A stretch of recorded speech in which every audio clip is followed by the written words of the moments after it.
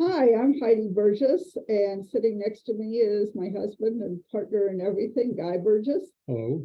And we are co-directors of Beyond Intractability. And we're talking today with Julia Roig, who is the founder and chief network officer. I think that is what I remember you being, a name that I completely love. Chief Network Weaver. Weaver, that's even better. Okay, Chief Network Weaver at the Horizons Project. And we want to have a conversation today with Julia about the Horizons Project and her work in peace building and bridge building and social justice. And there's a lot of overlap, we think, with what we're doing with Beyond Intractability. So we want to explore some of those things. Let's start, Julia, with you telling us about the network weaving. Network weaving.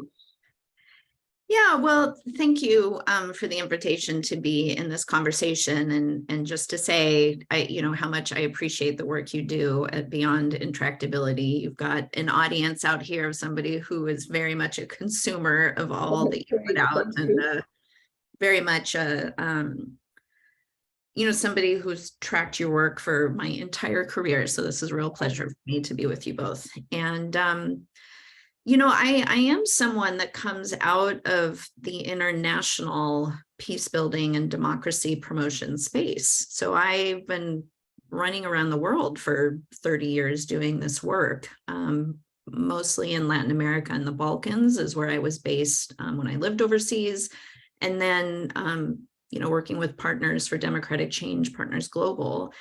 And so in about 2021 is when the Horizons Project as an idea was born and was incubated within my old organization, Partners Global, which was really focused on international development and peace building and the intersection of conflict transformation and democracy. And it was just in January of 2022 that we decided that it deserved its own home and to really focus on the conflict dynamics in the United States. And so, from that perspective of working in other countries for as long as I have with different types of people who are both within kind of movements and peace building organizations, those who wouldn't even call themselves peace builders, but are doing that type of direct work with communities and the relationship they have with each other and governments. And I always thought to myself, it was never about needing to spend more money on the problem. And of course, I worked with big donors and the US government, World Bank, EU, all of those folks.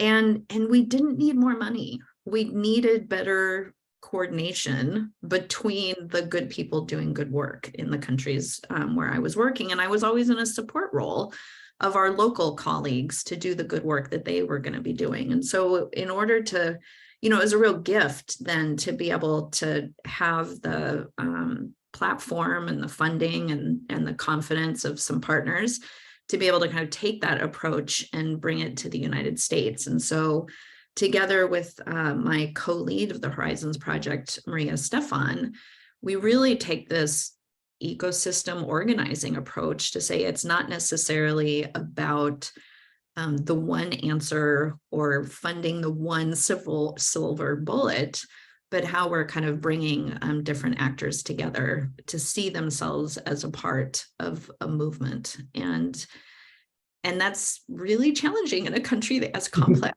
and as big, and the federal system that we have in the United States, but that's kind of the intention of the Horizons Project. And so when I talk about the kind of the ecosystem of social change that we're trying to affect, we really draw a very big circle around that system. And so there's a lot of people playing these connector roles right now, because I think we're all figuring out that this is one of the kind of gaps that in the way that we work. And, the circle that we draw around the system we're trying to affect includes the folks who would consider themselves bridge builders or peace builders, who really kind of come from a problem statement or a theory of change around empathy, around dialogue, around finding each other across difference. And then there's a whole other group of folks who are very focused on the technocratic aspects of democracy, which of course is needed too, voting rights and gerrymandering and corruption and all of the things about the way that institutions have to function. And then there's a whole other group, which is, the social movements, those who really come from a civil resistance framework, who have a completely different problem definition and a different way of thinking about how change happens. And so that's the ecosystem that we've drawn our big circle around, that we're trying to find each other in this moment, when it's not either or, it's both and. We need all of these things. And yet there are some certain gaps, I think, in the way that we may be thinking about how we all fit together. So tell me more about what you're doing to bring all these folks together. Well, it's funny because it does sound very, esoteric, this kind of as the systems level organizing, but we really do consider ourselves as organizers. And so what do organizers do? If you're a relational organizer, you spend a lot of time talking to a lot of different people. And as we're kind of scoping, well, okay, who do we need to be in relationship with? We've prioritized those folks who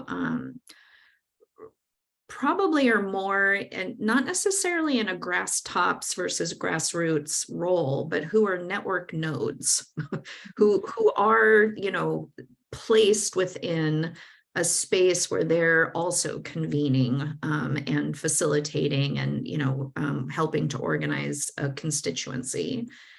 And so I felt very freed up when I was talking to one of our advisors. John Paul Lederach is working with Humanity United, and he's been on the Project's Brain Trust since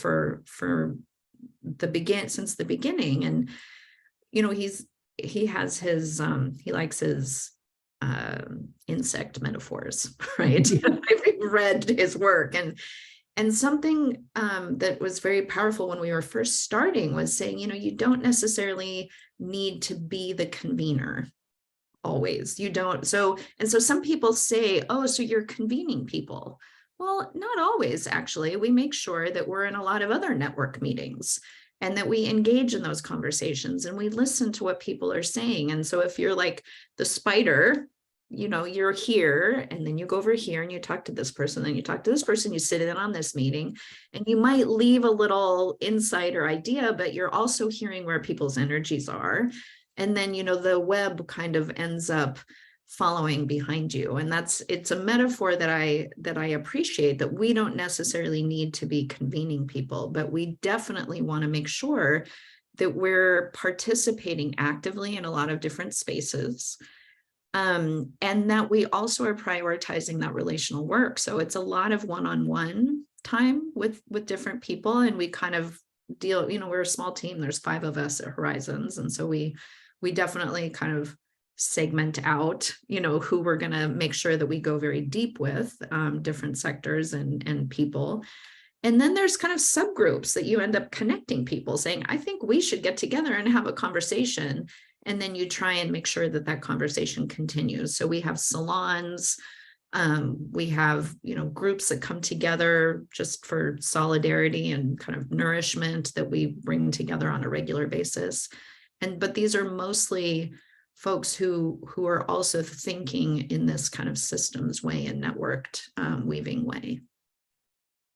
Great. I think you answered a question that I was thinking about as you first started talking, which is, you said that there's lots of people who are playing these connector roles, and since we started our discussion about hyperpolarization, gotten involved with a few of them. There's the group that Walt Roberts is organizing, and we just got involved with the Trust Network.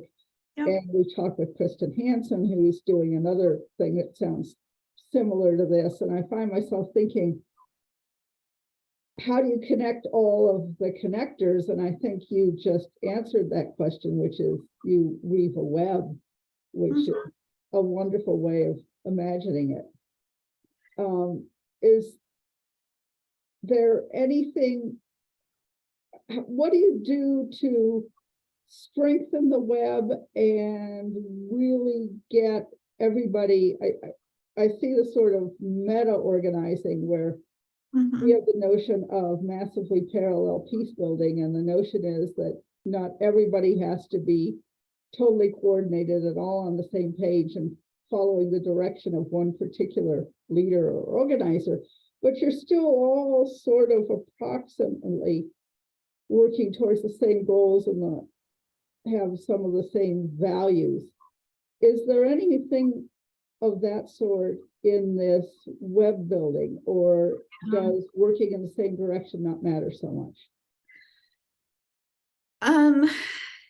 Yeah, so it's interesting working in the same direction.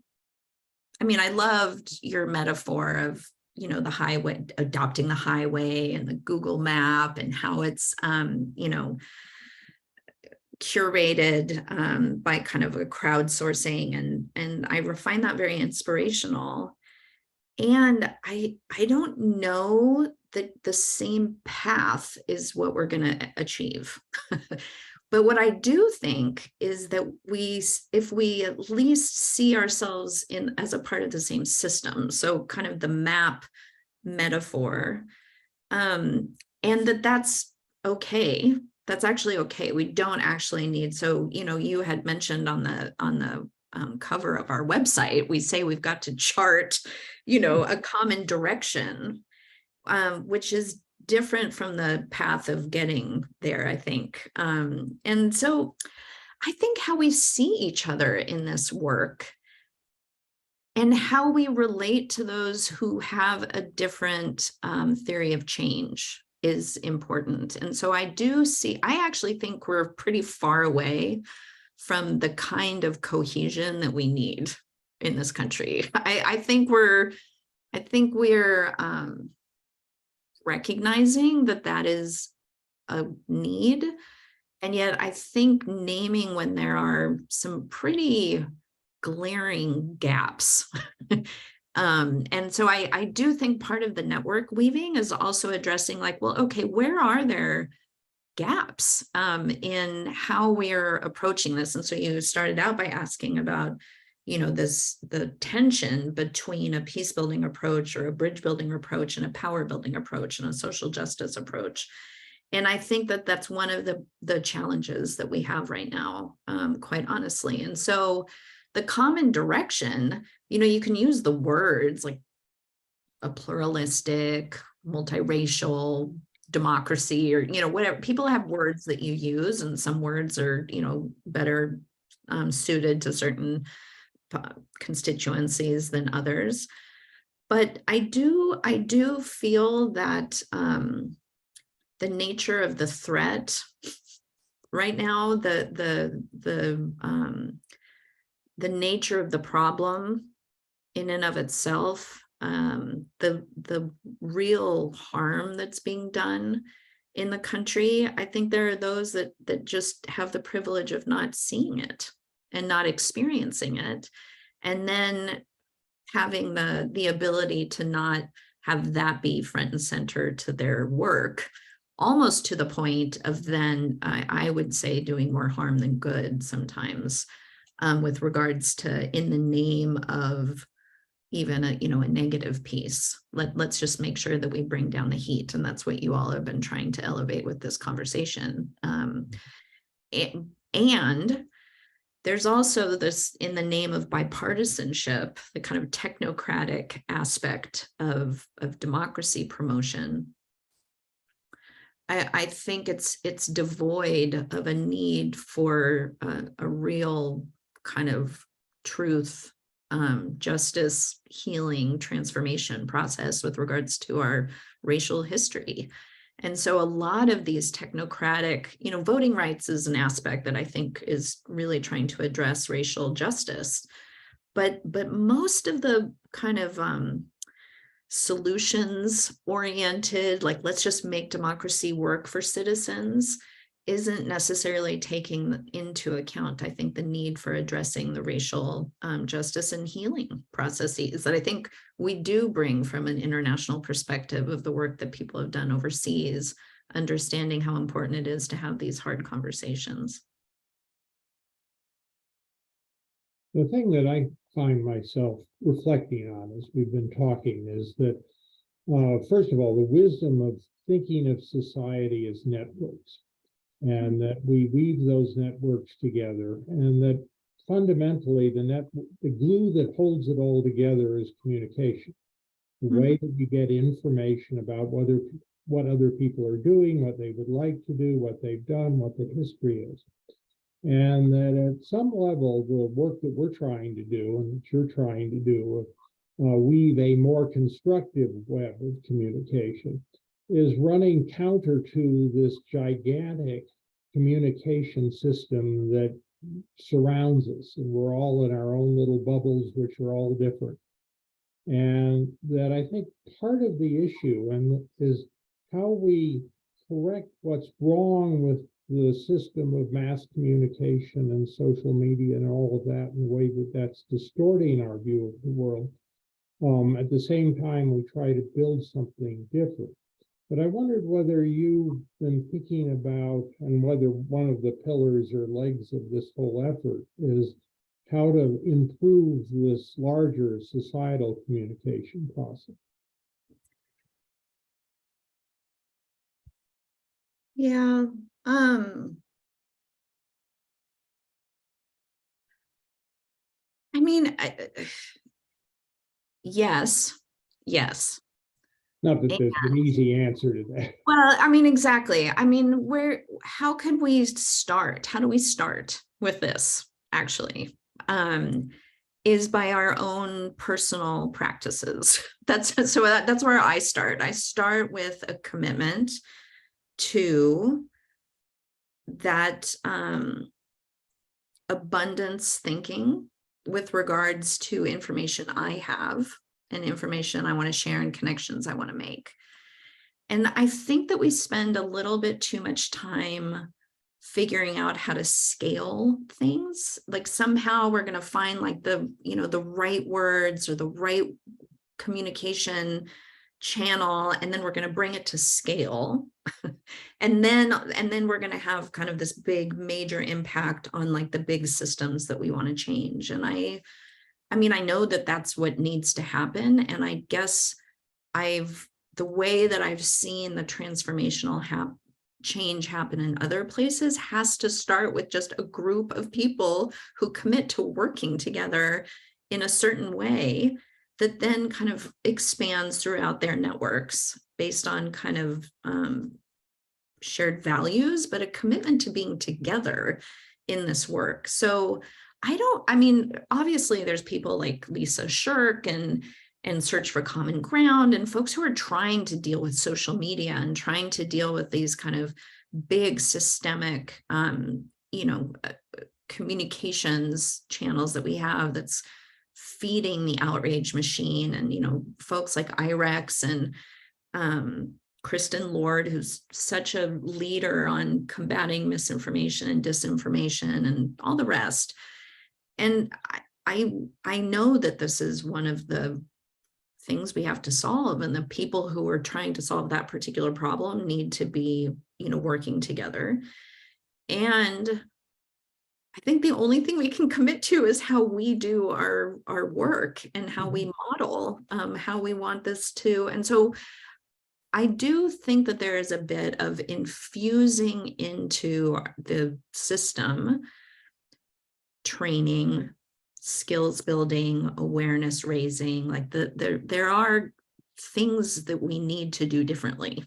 And so one of the things that Horizons is doing is bringing together a group of trainers, like nodes of trainers who work with movement leaders, who work with grassroots organizations as trainers, and those who work with conflict resolution, to kind of bring them together to look at like, okay, well, how are you offering kind of support and training or to your constituencies, and what are the frameworks, and how do we need to be adapting to kind of have this new way of working? And I think part of it is the systems thinking and the relational organizing and the brain and behavioral science of like, why are we marinating in outrage and responding the way that we are? Those are some things that I think is a part of our network weaving. Like, what do we think needs to be on offer right now within these networks of networks?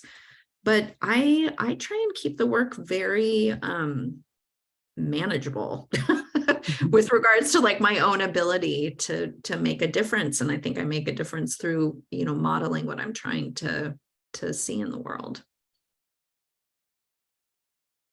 That makes a lot of sense. I think we've gotten into quite a few debates over the last 6-9 months, however much we've been at this hyperpolarization discussion that we've been having about whether hyper toxic or just polarization is good or bad, and whether or not you should turn down the heat or raise the heat. And I think there's some assumptions that some people are making that are different from the ones that we're making that lead to confusion. One is that calling for diminishing hyper or toxic polarization or turning down the heat means that we're calling for everybody just being nice and getting along and sweeping the big issues such as racial justice under the rug. And I want to clarify that that's not at all our intention. That we think that when you fight for racial justice in ways that increase the outrage among whites, that it's going to be counter-effective, that you're going to raise resistance to what you want to do more than you're going to change minds and get people to help you. So we think that there's constructive ways of doing advocacy and destructive ways of doing advocacy, but we're not at all against doing advocacy. So that's one thing that I wanted to point out. And I think it's what you're saying, I think corresponds to that notion, and I'm really interested to find out more about how you see the advocate, social justice, nonviolent action piece fitting in with the bridge building, maybe the social, government reformers. I don't see that link as strongly. Maybe I'm missing something, but I think there's real potential for the nonviolence folks to help the bridge builders see better ways of doing their work and vice versa. Yeah, well, there was a lot that you just said. So let me, I'll Grab on wherever you want to. Yeah, no, I mean, I have a lot to say about that. And,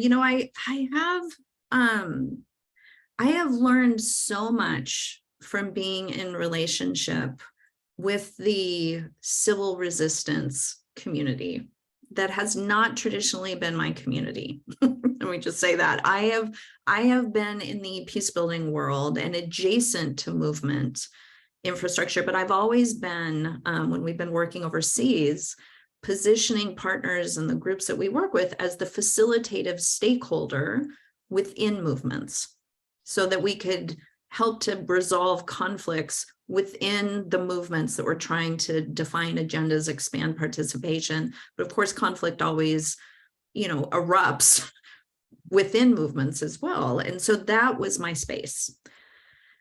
Now that I'm doing this work in the United States, in my own backyard, dealing with the conflict dynamics that are so difficult here, and it's where I started my career. I started doing mediation in the US a long time ago.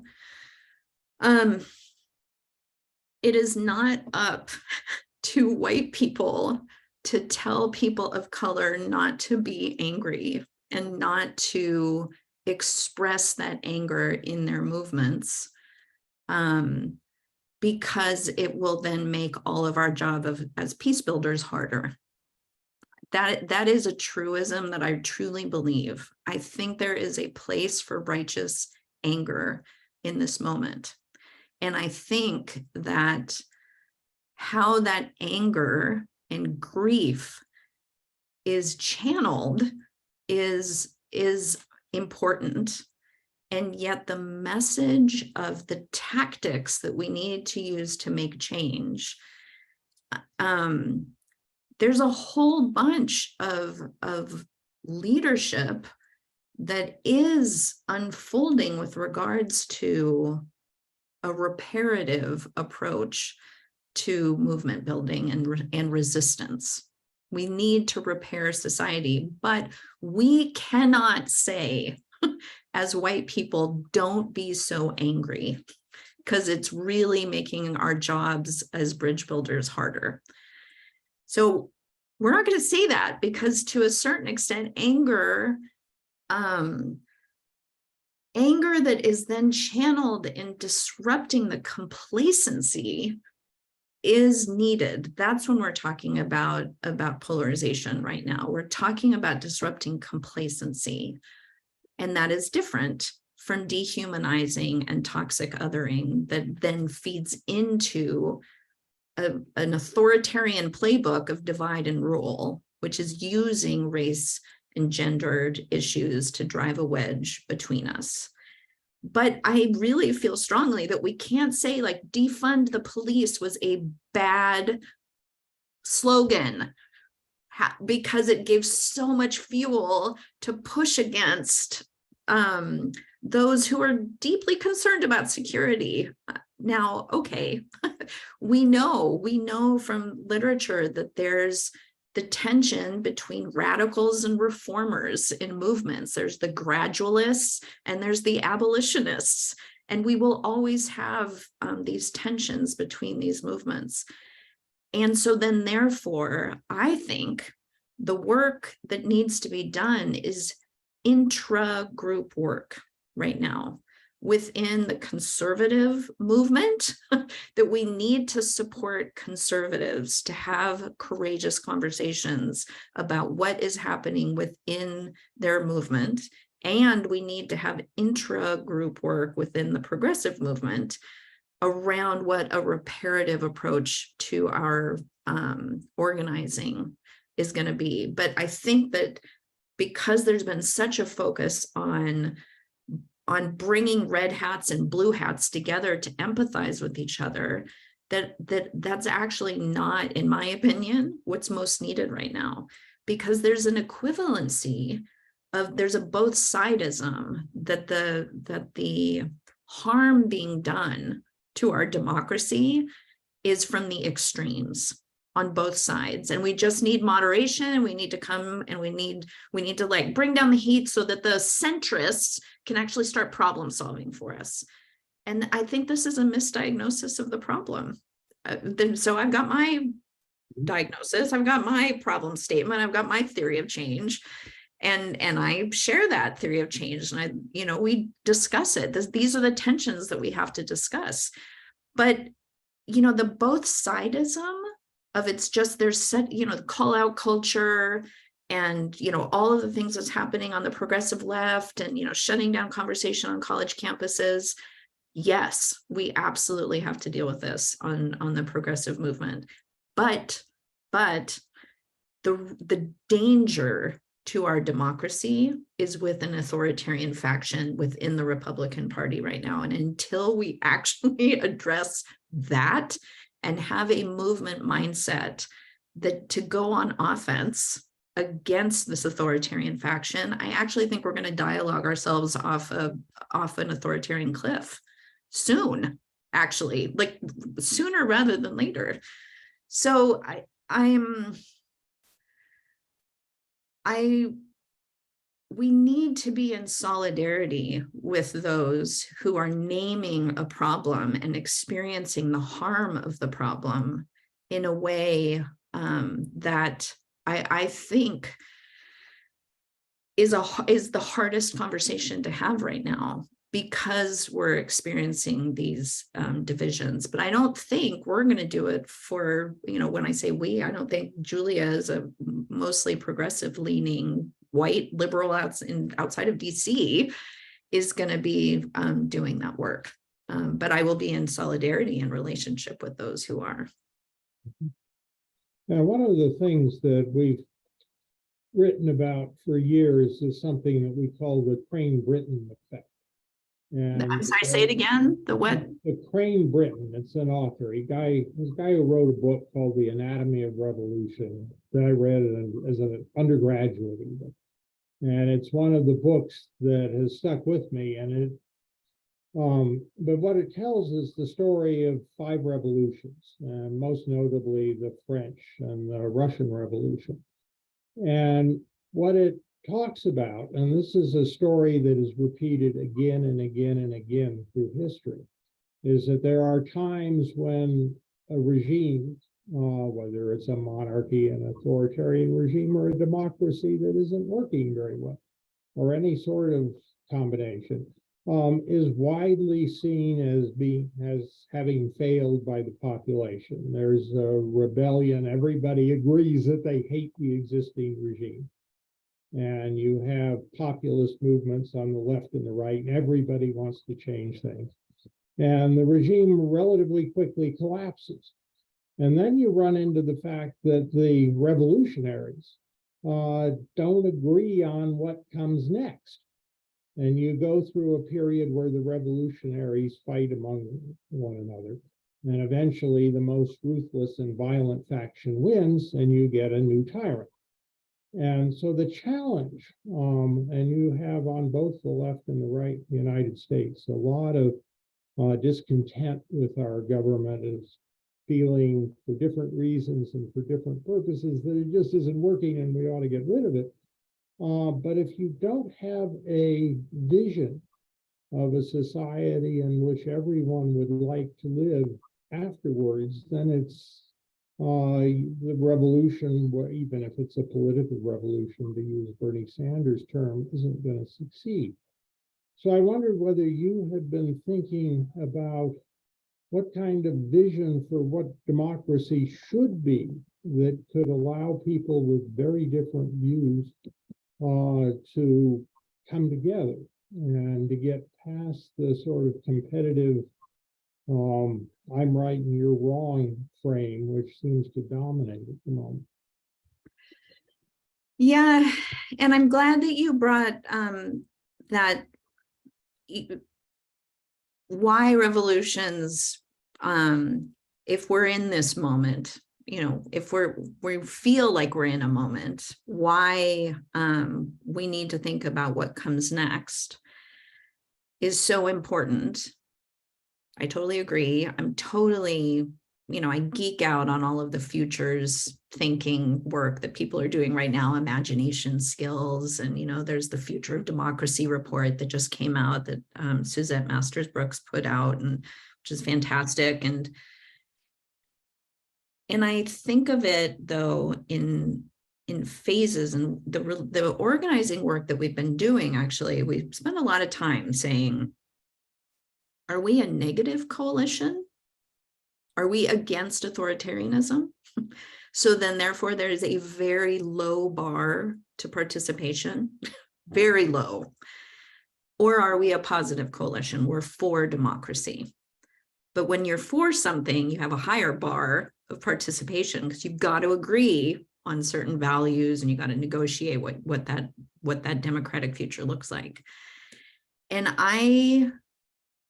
there can be components of both. And in fact, we need both right now. But I actually feel like we are in a moment where we need, to a certain extent, a negative coalition, and that the authoritarian experts would say, if for all of the pro-democracy organizing that's been successful in other countries, you've always needed progressive and center right, or just it can't just be one side fighting the other in the name of democracy. And I think that that's part of what's happening right now is we're having a hard time.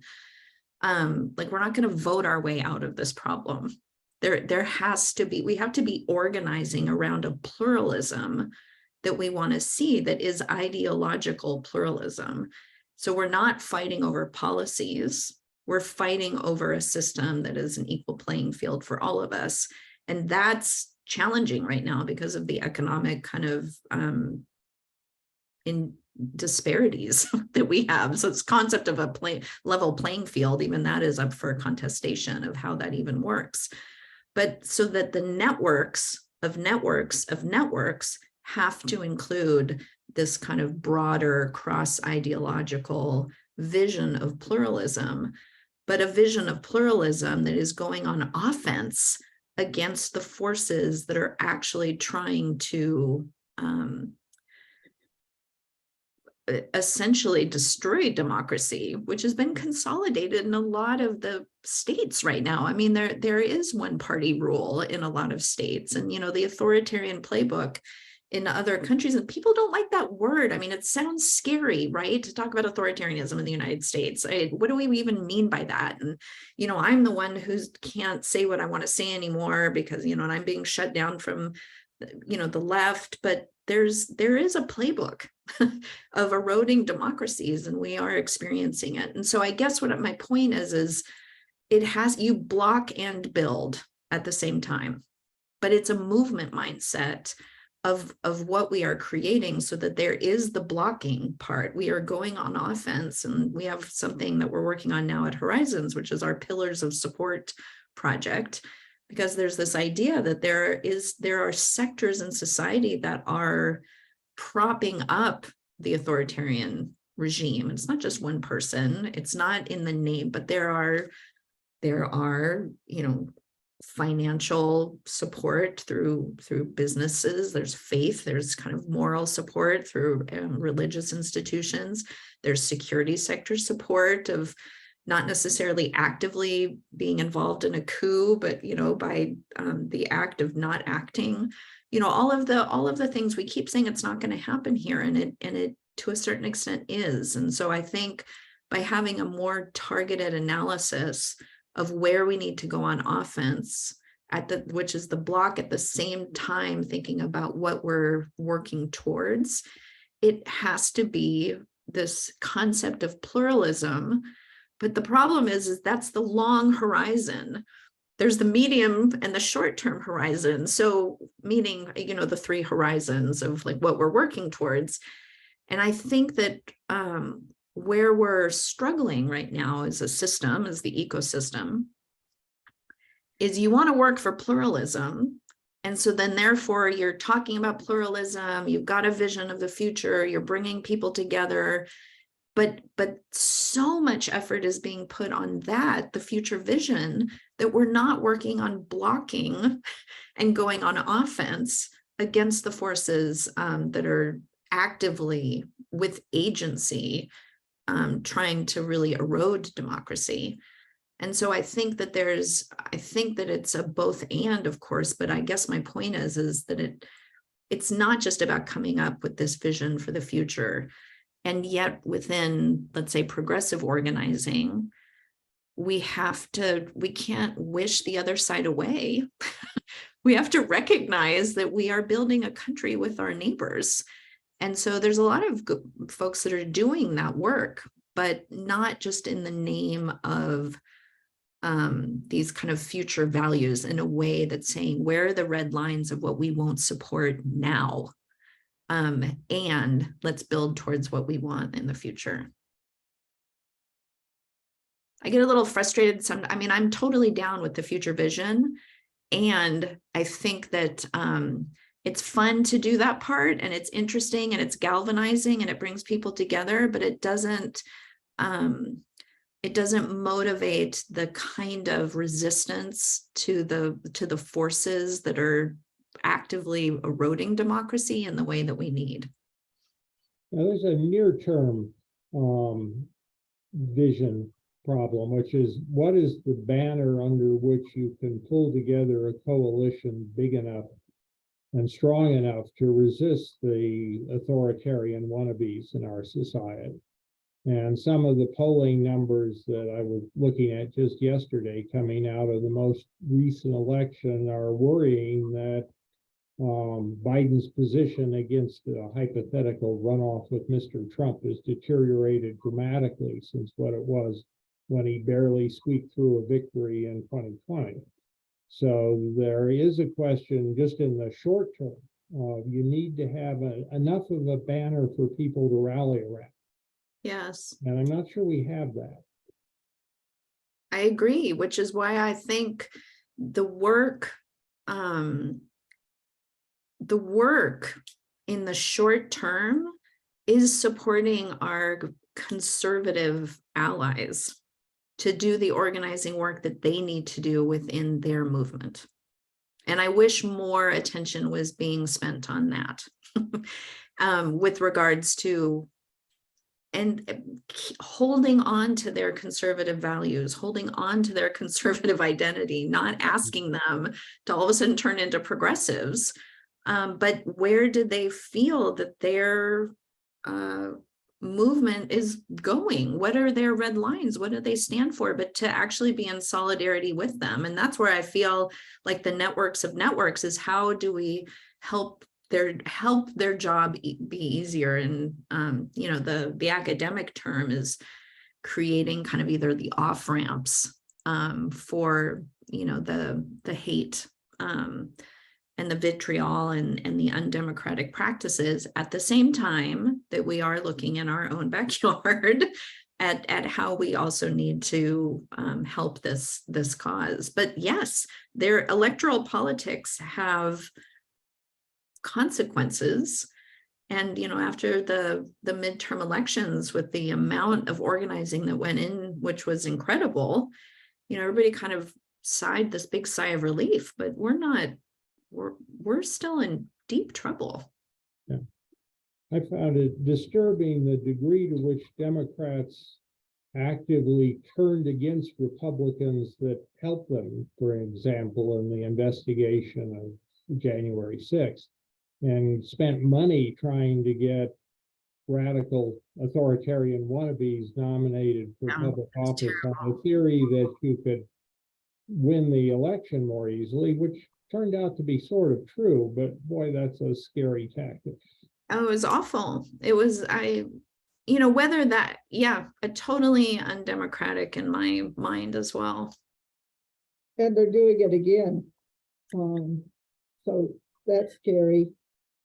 I'm struck by the statement that you made earlier that the framing that I think we actually, we being Guy and me, use, that the problems are the extremes on the right and the left, and what needs to happen is the center needs to come together more effectively. I could quibble with that, but I think we basically follow that playbook. And if you're looking at how to stop the authoritarians and how to help conservatives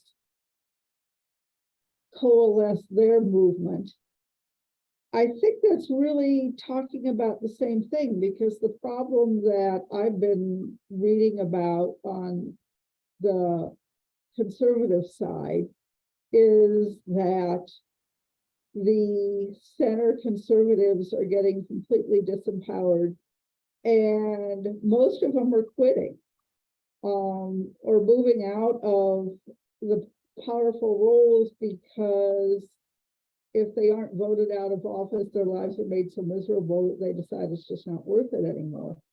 So the right is getting increasingly extreme, and the mega Republicans are holding increasing amounts of power.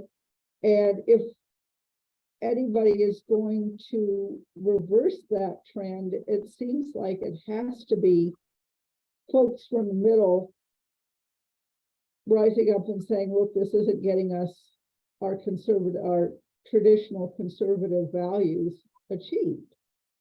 Yeah. So we need to go in a different direction. And it seems to me that empowering the center makes sense there. So I guess let me address what you just said about what it means to be supportive of our conservative colleagues. I'm channeling my colleague Maria now, who would, be much more eloquent about this, but there's an inside game and there's an outside game. And the inside game is very quiet, right? It's the quiet levers of influence that exist within the power structures, both at the elite level, but also at a grassroots level. And those are the folks that are going to be doing the organizing work, group by group, person by person, about the values that they hold and how they want to be, what they want their leaders to represent, and how they want the system to work.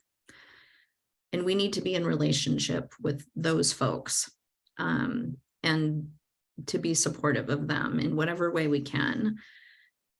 And I'll talk about what that looks like, but there's also an outside game of pressure, and it's boycotts and it's the actual resistance tactics of strikes, of the mobilization against actors and actions that, when there is public pressure, there will eventually become a calculation that it's no longer expedient to be in that camp.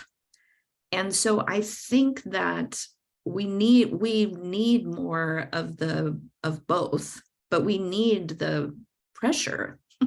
So what we've been trying to do is we've been collecting examples from other countries, but also collecting examples from the US's own history of when have the levers of influence been effectively wielded, both within sectors.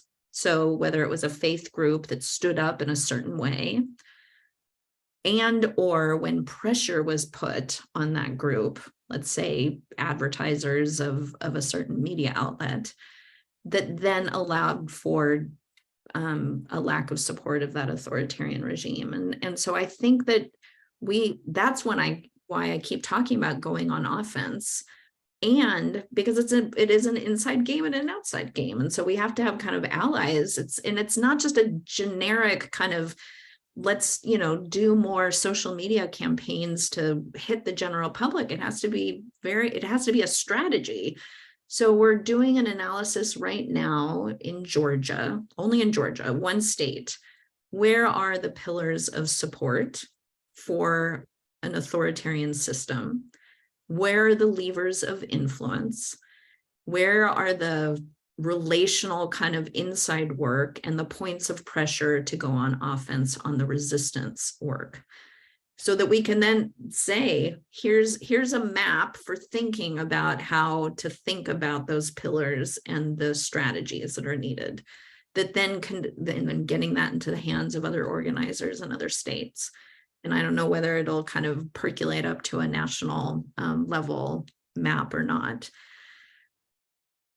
And then the other thing I wanted to say about the sides of the extremes is that I think that there's a both sidism that we fall into as peace builders, that we just don't want the extremes to be so extreme, when we need a system where we get back to the point where you can be passionate about what you think.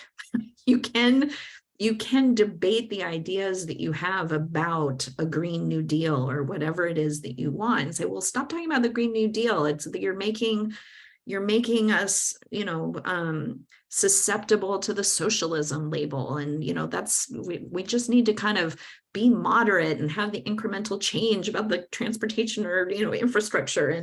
And that's I just think that it's the both sidism isn't true. And so it's truly what I mean by the toxic othering is something else.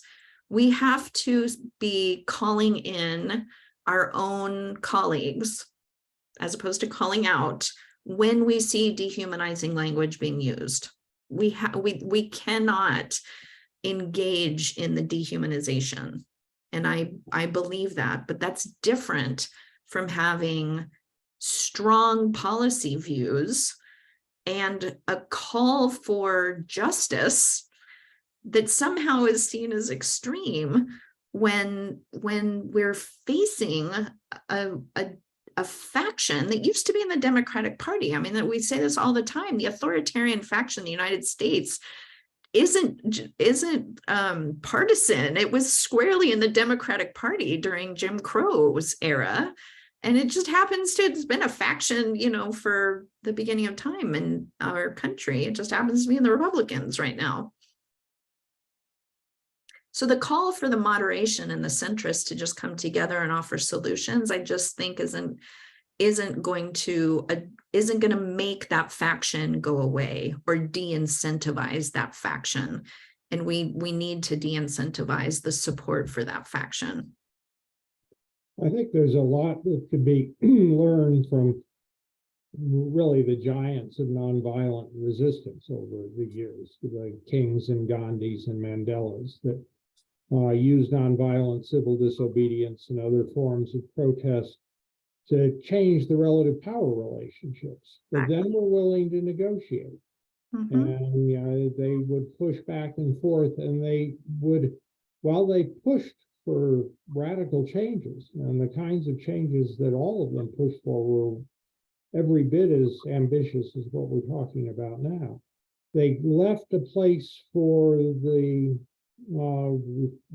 people who were associated with the regime they were fighting. So King, made it very clear that there's this fierce urgency of now. But sorry, let me let my dog out.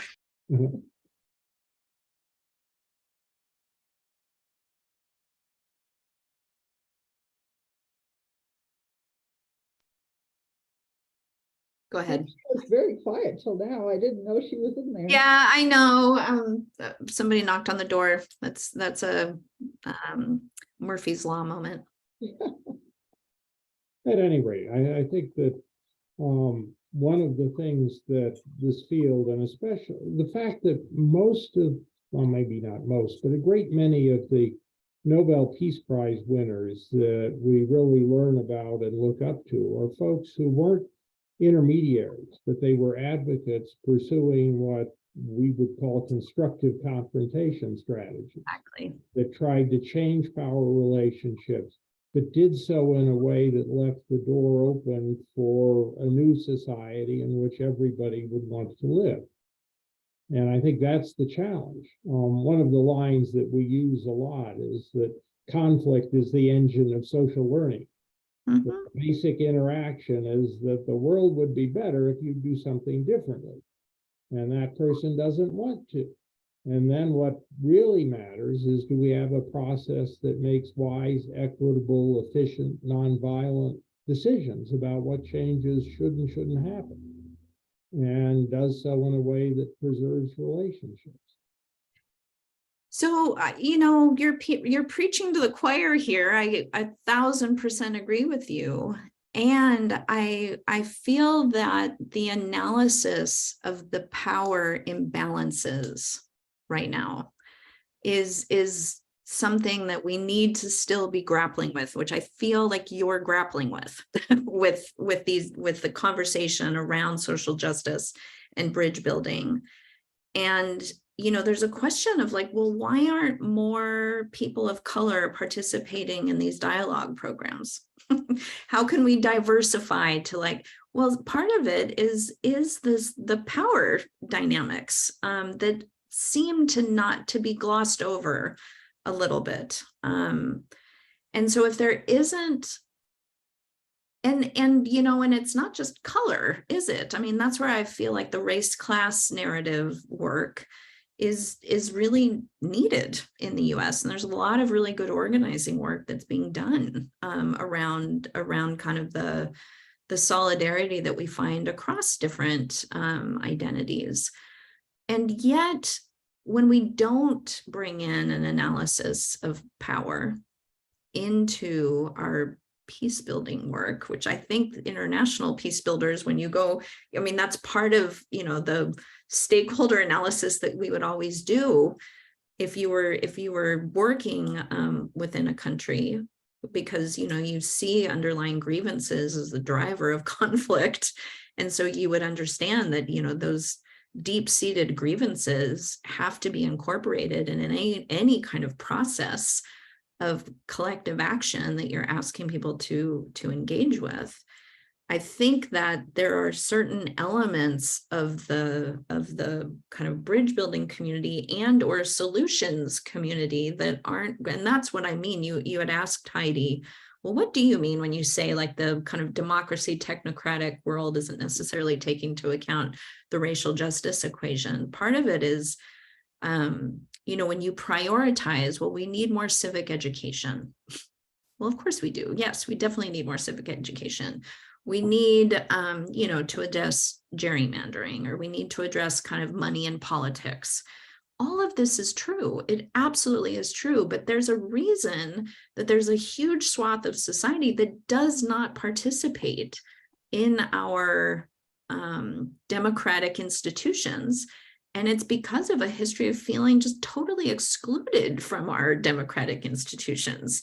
And so it's actually a participation issue. It is a invitation to be a part of a system that is going to work for you, which historically hasn't worked for you. And so I do believe that incorporating this lens of historic injustice and this lens of white supremacy and institutional racism, which is such a hard topic to talk about right now when you use those words and people immediately say like, we can't have that be a part of our dialogue. We have to figure out how to have these hard conversations. I think the key to figuring out how to have these conversations is how to have them without placing blame on other people such that they withdraw. I just wrote a post, it hasn't come out yet, on I'm trying to remember who wrote the book. The book was Difficult Conversations by Stone, Patton, and Heen, who come up with the notion of the difference between blame and contribution. Yeah. And they point out that when you blame somebody for something, they immediately get defensive. They say they didn't do it, or it didn't happen, or they withdraw from the conversation. If you talk in terms of contribution, what I am contributing to the problem, what you're contributing to the problem, how can we solve this problem together? Then you can make a whole lot more progress than blame. And I think the problem that I have with a lot of the discussion about systemic racism is the extent to which it puts blame on one part of the society that doesn't think that they are to blame. Now, of course, they have contributed. And so in the sense have a lot of people on the left contributed as well. And I think if we frame it more in terms of contribution than blame, we can get a whole lot further.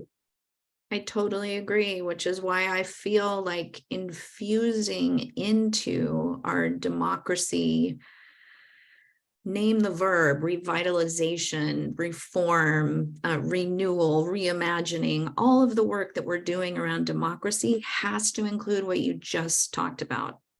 That's why I feel like the reframing of these conversations is important. And that's why there is work to be done within the group of movement leaders who are asking for these issues to be addressed. and within the kind of folks who have the aperture to make a difference within the systems, right? It's like we all do have a role to play, but how we have these conversations is going to be just as important. And I agree with you. I actually feel like this is why a reparative approach to change and to the way that we do our work, constantly thinking about the way that the tools that will repair society, as opposed to, fueling the blame and the outrage, without saying, don't be angry. I totally agree. You look like you were about to say something. No. Oh, okay. So I want to go back to a statement that you made earlier that surprised me, and it relates to what we're talking about now. You said that you thought that demanding the defunding of the police was a good idea. And I think that's one that was harmful for two reasons. One is nobody really wanted it. It was a catchy phrase that actually, if you pushed, meant something different. It meant changing what the police were doing. It meant taking some of their responsibilities away and handing them to people in the mental health field and that sort of thing. But nobody really, if you pushed, or not very many, if you pushed, really expected the police to be defunded. It also was very much a blame the police kind of frame. So all these problems are the police's problems, and it's not a case of one bad apple in the police department. It's the case of the whole police system, and we have to throw out the system and invent something new. But that's sort of the same as throwing out the authoritarian regime before you have the new thing in place. And from my reading of the reaction in a lot of minority communities is they didn't want to defund the police because they needed the police to do a better job of providing security for their communities. So they weren't even on board with it. So I was surprised when you said that you thought it was a good idea, and would like to hear you talk about that a little bit more. Yeah, so I'm so glad that you gave me a chance to clarify, because if you heard me say it was a good idea, that was not what I said. Okay. So thank you for bringing it up again. I have spent so much time over the last 6 years really delving into narrative practices. How do we communicate about the change we want to see? How do we build partnerships? How do we communicate with constituencies? And from a narrative perspective, defund the police, we could say objectively, was not successful for all the reasons you just said. My point is that we as white people can't say to a coalition of people of color, you did that wrong, and you're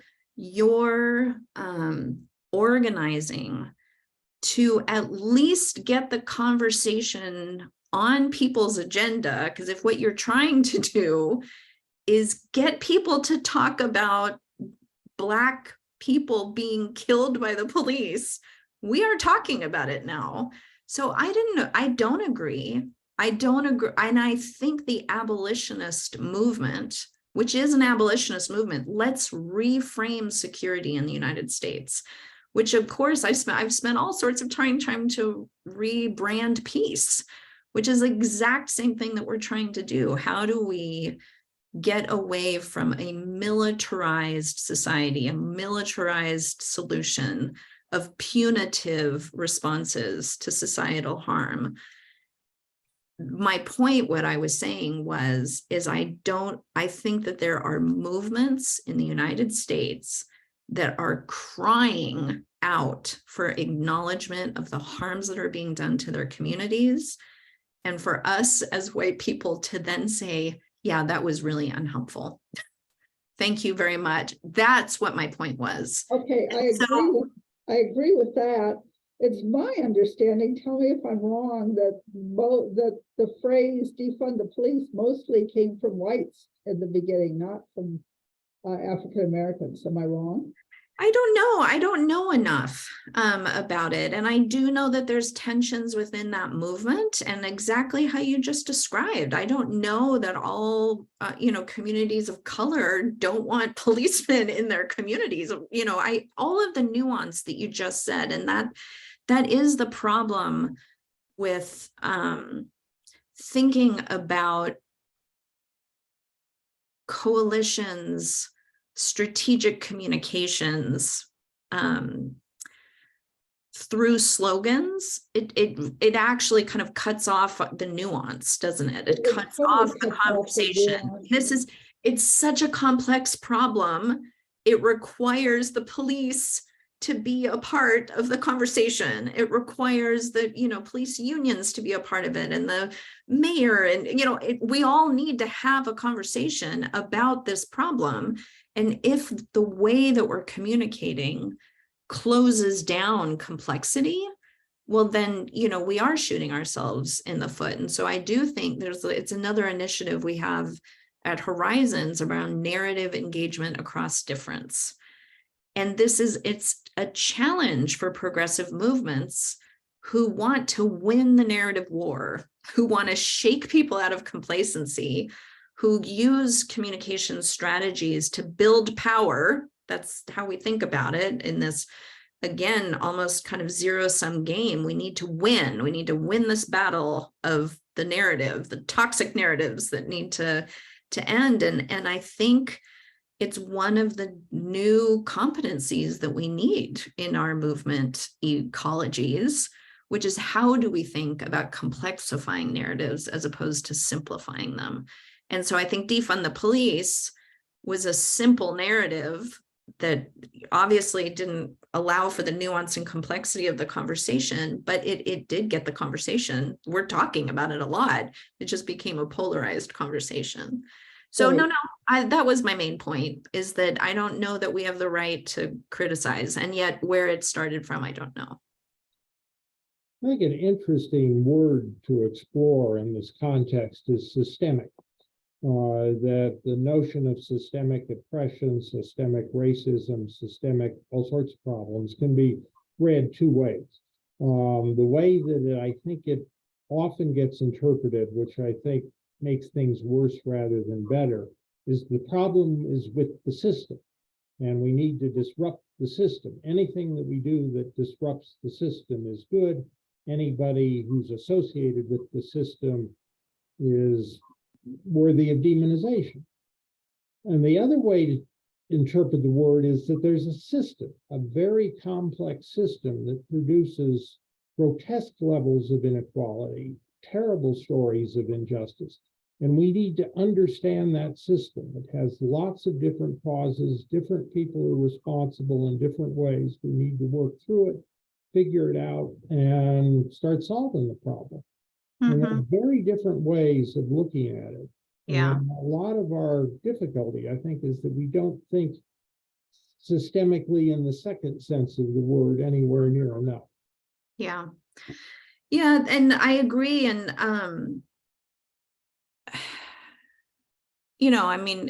I also think about attacking the systems of government when we also want government to work for us. And so demonizing these bad systems when, politics and government and governance is what we do together as a collective for our own mutual benefit. So even just the narrative of like the bad systems, can perpetuate probably an idea that we don't necessarily want. So I agree with you with regards to kind of the second narrative. And in fact, I don't know if you would follow the work of the group Race Forward, which is a racial justice organization, and you should definitely check them out. They focus on working within local governments. And they do a lot of other work, but they partner with governments on the systemic change that needs to be done because they believe that there are good people within systems that are operating in a not very healthy way, and that we have to run for office, but we also need to work with the planning commissions. We need to work with all the, the good folks that are trying to do the work inside of government. And that's one of their main focuses at a very local level, not, they also do national level advocacy and policy work. So I think to a certain extent, we have to put our money where our mouth is and engage with the system and the systems that we're trying to change. And this is really challenging, by the way. And I do a lot of work on just kind of leadership change, training on leadership skills and the rest of it. And we are not trained to think in systems, and our incentive structures, once we get out into the work world, don't incentivize us to be working systemically, with regards to our log frames and the objectives and measuring impact and, all of the ways that we are funneled into our siloed ways of working and thinking doesn't allow us to kind of lift up our heads and say, what am I doing and how does it impact what other people are doing? And how do I see where, that I'm just constantly sense making about like, okay, I did this thing, what happened in the system and who do I need to be in relationship with and what system am I trying to impact? It's overwhelming actually because of the uncertainty and the ambiguity and the volatility that working in systems implies. And I think there's going to be kind of a renewed, not to get too woo-woo on you, but I think there will be a new human consciousness that will evolve in this new modern era. And I hope that my kids can incorporate this, and I hope their kids can incorporate a different relationship with uncertainty and ambiguity that's needed for functioning in the modern world in order to then be able to do the work that we're talking about right now. Yeah. I have to laugh as you talked about a new human consciousness. I was thinking, or maybe a new computer consciousness, thinking about ChatGPT and whether that was going to completely take over everything that we do. But that's just my doom and gloom way of thinking at the moment. I feel more optimistic. I mean, I think we will incorporate those new tools into our toolbox. It'll make some, I've been playing with it and it's been writing some tweets for me that I find helpful. But the work of kind of relational sense making, how we make sense together, I think will never be replaced. Well, I think we need to cultivate generalists. We are a nation of hyper specialists, and we don't have enough people who are thinking in terms of the big picture and how all of the pieces relate to one another, which is in a sense another specialty. But there isn't the sort of thing that there are academic departments in, really. Everybody is all super specialized within one field, not even at the level of a single field. And to do so in a way that recognizes the sort of humanistic side of the story, not just the technocratic side, is very important.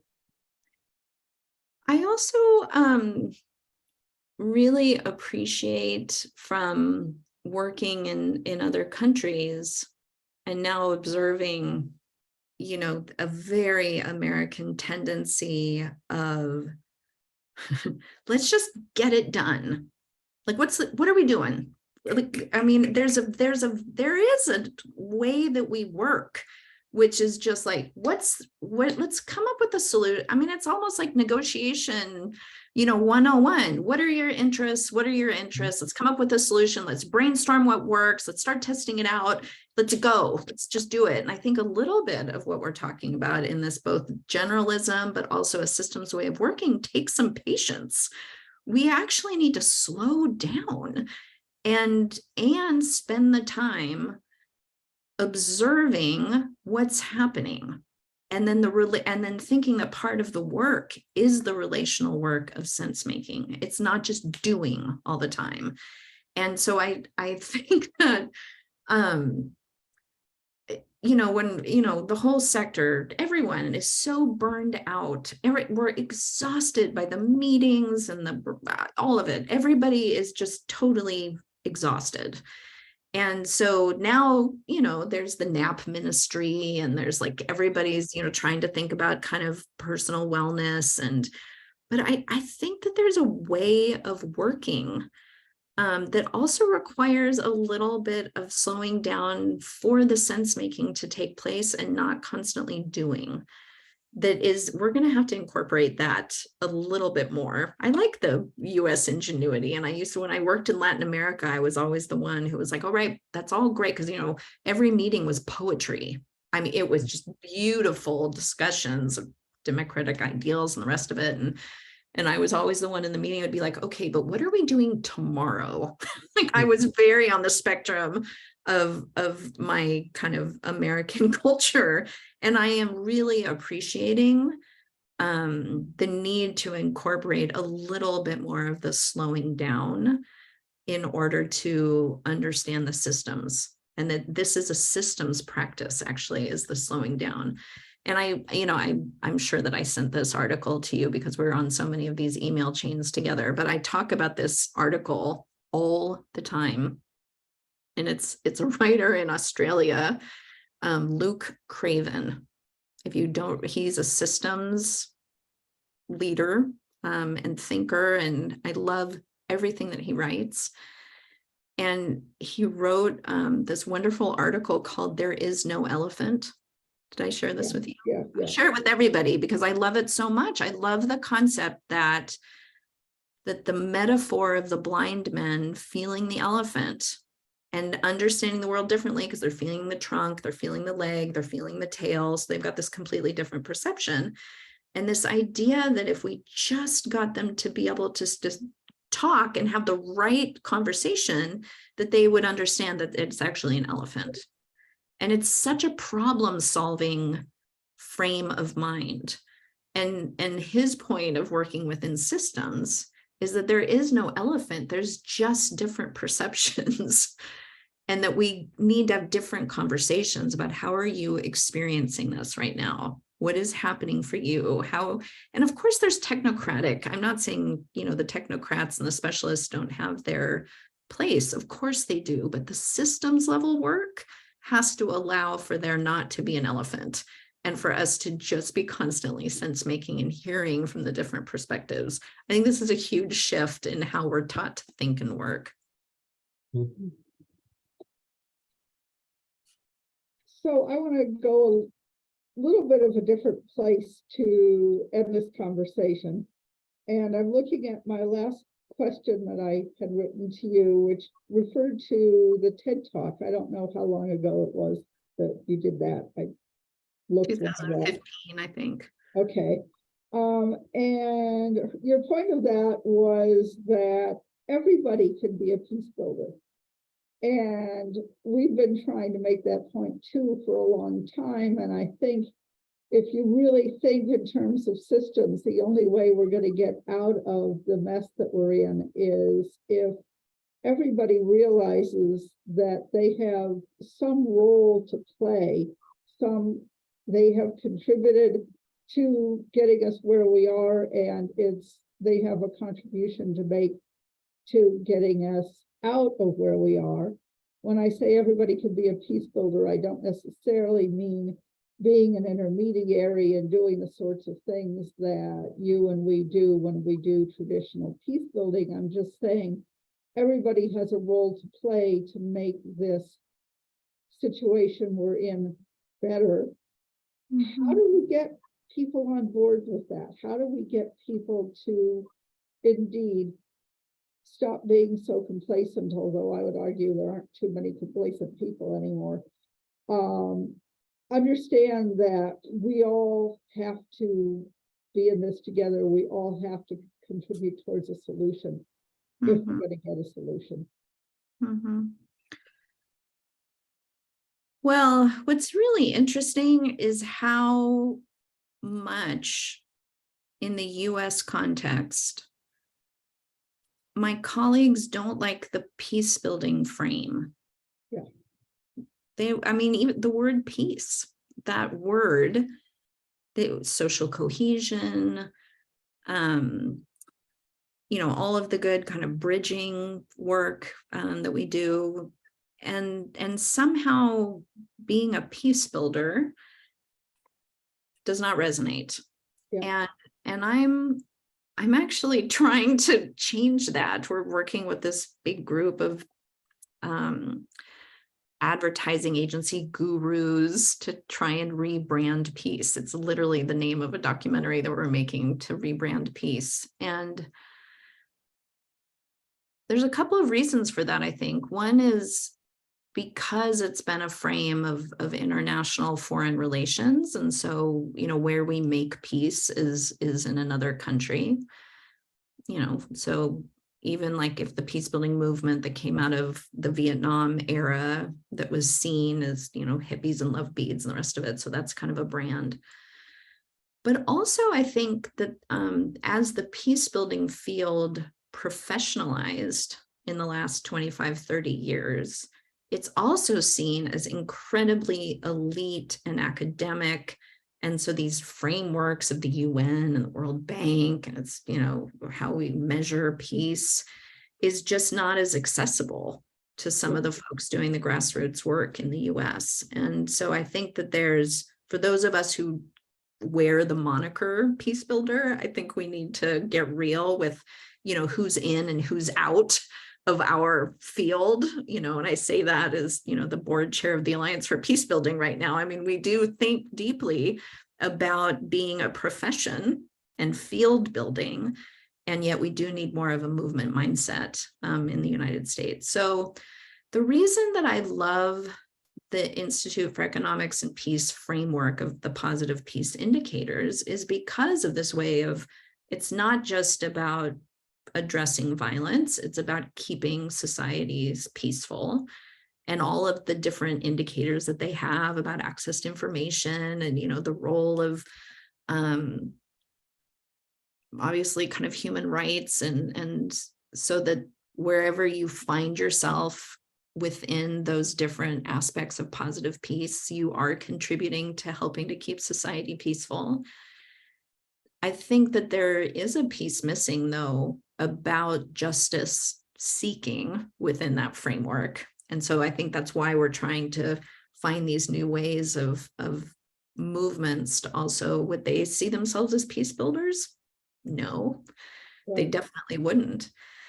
And yet, if we were in another country in conflict that saw itself as a country in conflict, then all of those who were working for change would probably understand that we are working for a country that is at peace and not in conflict.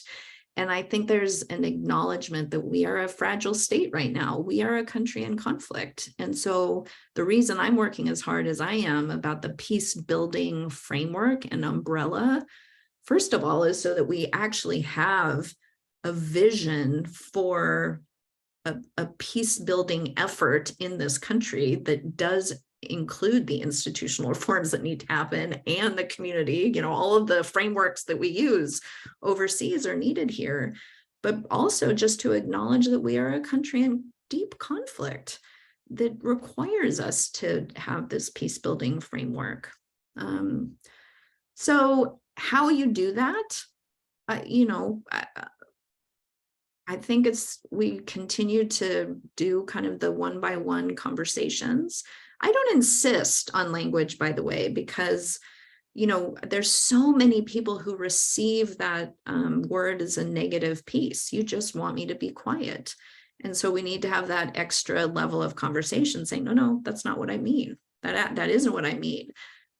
Being a peace builder is the stronger position. It's the harder position to take. It's the more courageous act to take if you're going to be building peace. And then we have to paint the picture of what that looks like in practice. So we did a lot of,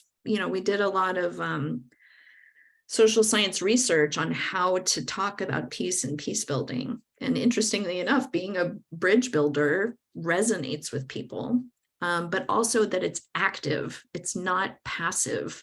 We are actively building this country together. Good metaphor. Yeah. Is there anything that you were really eager to talk about that we haven't? Well, I don't know. I mean, it was a great conversation. Thank you for letting me kind of just blather on about, how we're thinking about this. I would say that I do think that there's a lot to learn from other countries right now. And there's such a American exceptionalism. I mean, every country thinks it's exceptional. And yet, I really do believe, and we need to be having more conversations with our colleagues from other countries about the challenges that we're facing right now, and be in conversation with them. One, because we're having a lot of shared challenges, but two, I think there are folks who have been where we are, hit rock bottom, got to the other side, and are looking at what's happening in the US with alarm, saying, don't hit rock bottom. You don't have to go where we went. So I am interested in ensuring that we have more of these spaces for learning from international colleagues. I think that's very true. When I was teaching at George Mason, I used to do an exercise with my students where I had them imagine that peace builders from Rwanda and South Africa, two countries that have been through serious racial conflict and have gotten through it, I had them imagine these peace builders coming to the United States and trying to figure out what they do here to help us. And students had a really hard time with it, and they frequently would come back to me and say, this is ridiculous, it would never happen. And then they give me all the reasons why America is different. We're exceptional. We don't have anything to learn from these other folks. And I said, I know. Okay, fine. Just humor me. Just try to figure this out. And they do get through it, and they learn the things that I was trying to teach them is A, maybe we're not so exceptional, and B, every country thinks it's exceptional. And if you're hostile to the notion of people coming in, those folks in other countries where you're planning to go are going to be hostile to you coming in, and blah, blah, blah. And then exactly. I got an email from a student 4 or 5 years later saying, oh my God, it really has happened. Because I just done a post on Ibrahim Rasool's talk at AFP. I don't know if you were around then or if you remember that one. Yeah. But it's a great talk. And she had seen that and realized that that was basically what I was talking about in this exercise. And she was so amazed. Oh my God. Exactly. Yeah, no, that's right. And a lot of organizations are doing this. I don't, if you follow the Western States Center work at all in Portland, Oregon, they've had colleagues from Northern Ireland and South Africa come and speak to them. And even there, a lot of the de-radicalization work that is happening in Europe and in the Middle East and other parts of the world, combating extremism. These are frameworks that are very needed in our country right now. So, it's not that that's not happening. I just think we should encourage more of it. Right. And we're not as receptive to it as we should ought to be, I think. Mm-hmm. Mm-hmm. And just to say thank you, keep doing what you guys are doing, because you're weaving too, aren't you? You guys have the time to bring all of these ideas and people together. And, I point people to your website constantly and really appreciate the deep thinking and connecting that you guys are doing. Well, thank you very much. And we appreciate what you're doing as well, and welcome you to contribute more of what you're thinking about to our discussion. We're hoping that this will go on for a while. So thank you too very much for what you're doing. And we really appreciate this conversation. I'm gonna turn off the recording now. But don't hang up yet, because there's one, we might want to talk a little bit about AFP. Sounds good. You want to stop recording from the cloud. Yes.